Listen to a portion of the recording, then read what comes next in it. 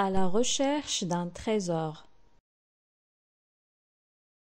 Auprès du village de Daniel, sur une colline de rochers, un vieux château se dresse.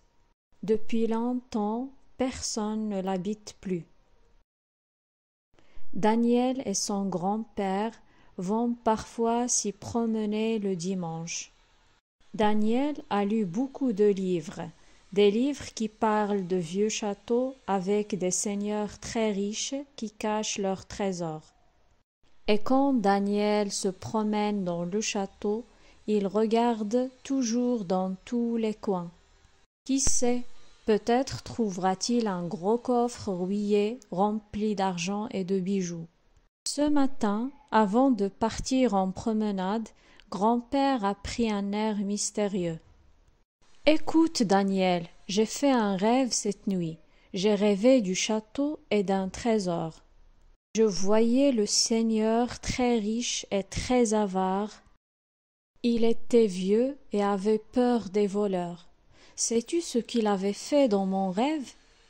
Il est parti enterrer tout son argent au pied d'un arbre, dans la campagne.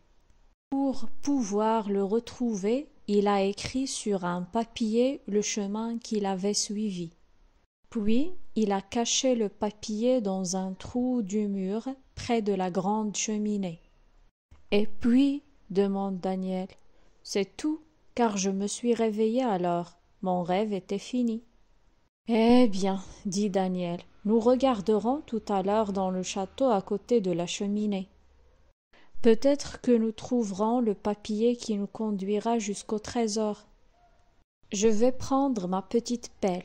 Viens, grand-père, dépêchons-nous. Le grand-père sourit, prend la main de Daniel et s'en va avec lui jusqu'au château. Ils entrent, du beau château de jadis, il ne reste plus que des murs. Mais on peut encore circuler d'une pièce à l'autre. Daniel court vers la cheminée, il regarde entre les pierres en s'aidant parfois du bout d'un petit bâton. Et soudain, oh surprise, il aperçoit un coin de papier blanc. Il tire. « Grand-père, ça y est, je l'ai trouvé !» Grand-père accourt, il a l'air surpris. Devant lui, Daniel déroule le papier qu'il vient de retirer du mur. C'est un plan où l'on voit le château, le village, des rivières, des maisons, des arbres. Des chemins partout vers le nord, vers l'est, vers l'ouest, vers le sud.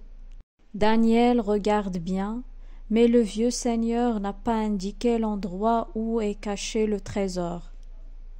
Daniel est déçu. Ce plan ne servira à rien. « Il y a peut-être autre chose au fond du trou, » dit grand-père. Daniel regarde, pousse un cri de joie et retire du trou un autre papier. Sur ce papier, le Seigneur a décrit le chemin qu'il faut prendre. Daniel et grand-père se mettent en route. Daniel est arrivé au pied de l'arbre, il aperçoit un petit tas de terre. Il creuse avec sa petite pelle. Au bout de quelques minutes, la pelle frappe un objet métallique. « C'est le coffre, grand-père, c'est le trésor !» Du fond du trou, Daniel soulève un petit coffret de fer qui a l'air tout neuf. Il l'ouvre sans difficulté, car le coffret n'est pas fermé à clé. Et dans le coffret, il trouve un gros paquet de bonbons avec une petite carte. Bonbons pour Daniel, signé grand-père.